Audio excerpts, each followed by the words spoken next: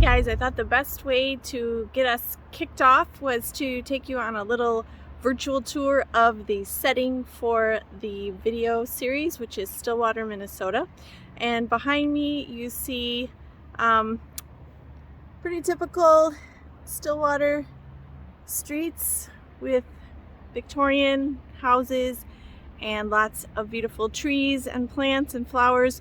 And now behind me you can see the St. Croix River and the town of Stillwater. I'll give you a better look in a moment, but I first wanted to point out on my shirt is Minnesota, state I live in. The St. Croix River runs along this border, which is right here, and across the river is Wisconsin. So let's look at it more closely. So over here you can see Stillwater, and there's the St. Croix River and the lift bridge, which was built right around about 100 years ago.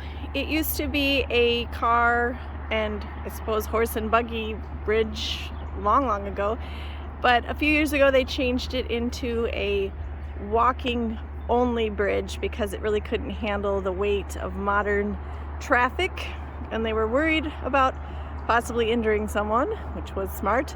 But in the time of our story, which is the late 80s and early 1990s, the bridge was still a car bridge. And I don't know if you can see right in there, that part of the bridge lifts up to allow boats to go pass through, which is why it's called a lift bridge. At the end of downtown there's a silver building.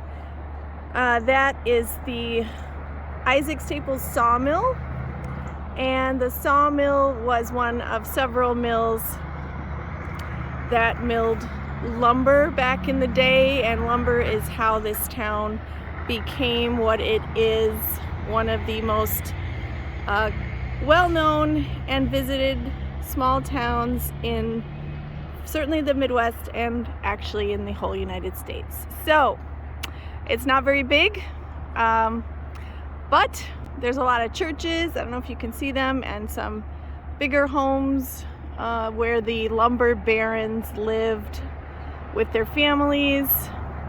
And on another day I'll take you on another tour of some of the other settings in the book, but hopefully I won't. But I think that's enough for today. Thanks for joining me on this virtual tour of Stillwater.